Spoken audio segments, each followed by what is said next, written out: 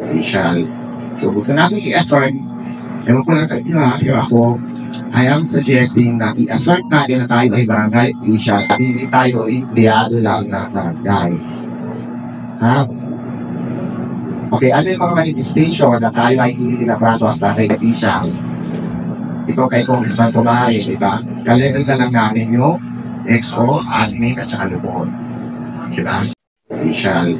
So gusto natin i-assert, ewan ko lang sa inyo ha, pero ako, I am suggesting na i-assert natin na tayo ay barangay official at hindi tayo empleyado lang ng barangay. Ha? Okay, ano yung mga manifestation na tayo ay hindi nabrato as barangay official? Ito kay Congressman Tomahe, diba? Kalevel na lang namin yung EXO, admin at saka lubon. Diba? So, yun. So, kailangan natin i-assert yung status natin as barangay official. I-discuss natin yung kay Mayor. Kasi in the first place, ang kukulang na Mayor, nangyari yung pag-downgrade sa status natin. Diba?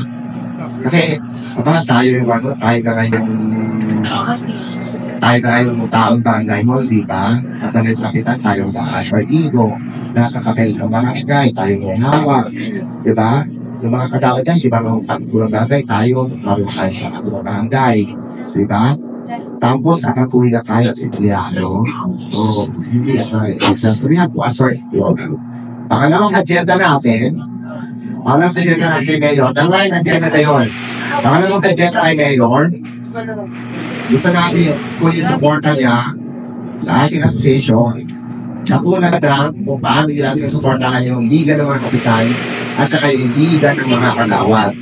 Kasi nga, since tayo ay barangay officials, dapat we receive the same support.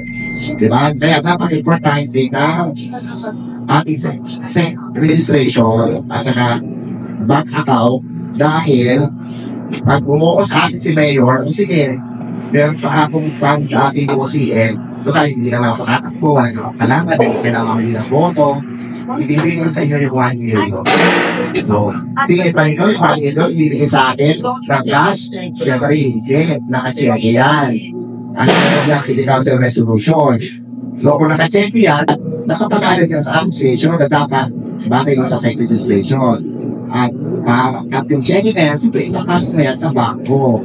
Kung wala tayong bank account, paano natin di ba?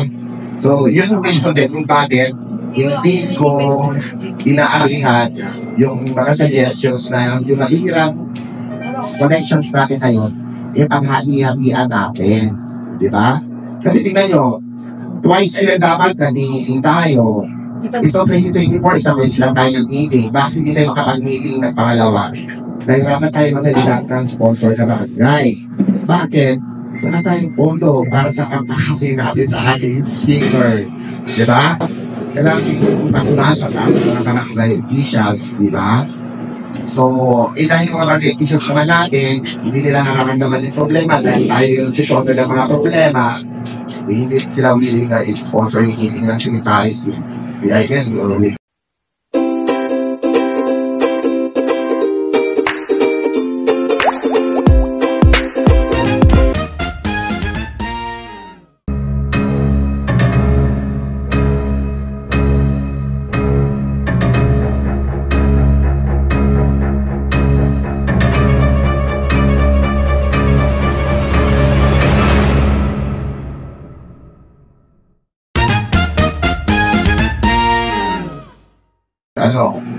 So, in other words, if we want to be empowered, we have to be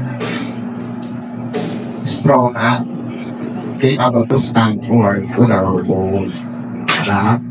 Yun. So, syempre, mindset kasi na yan, mindset natin as secretary. So, pa kayo ay mindset din, di ba? Pero, I am hoping that since I am very secretary, dapat yung mindset natin as ang secretary. Diba? Yun. So, yun na naman yung agenda ni Mayor sa January. I-assert yung ating sa as barangay official. At pangalawa, ulit ng support na sa ating association. Diba? Yun. At,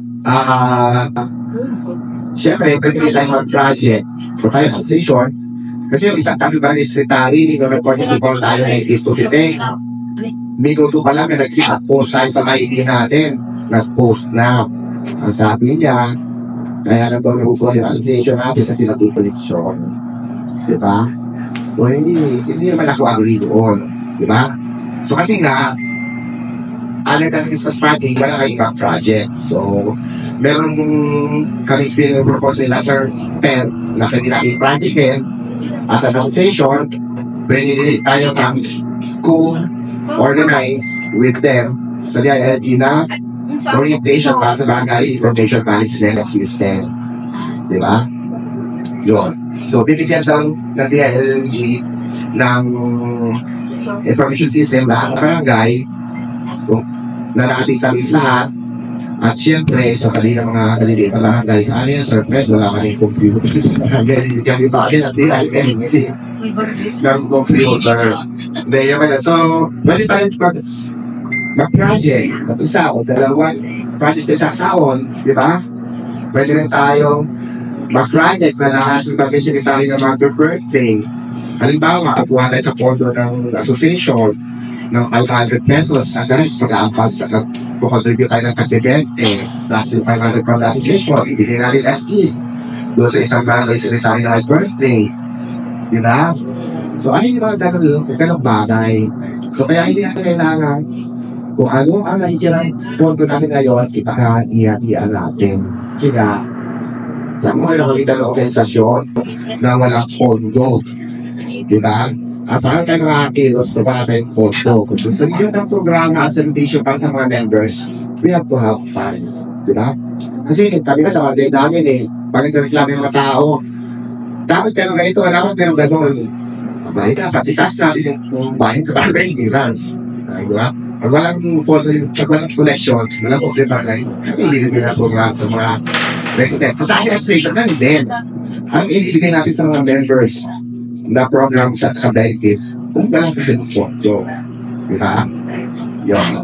So, dinala tayo, mga kapdan. Yun. So, siguro pwede na si Sir Pes sa ating bumate at bibigyan na tayo ng tip kung paano magiging Happy New Year 2025 talaga. Yun. So, tandaan niyo, kailangan ang District 3 sa 2025.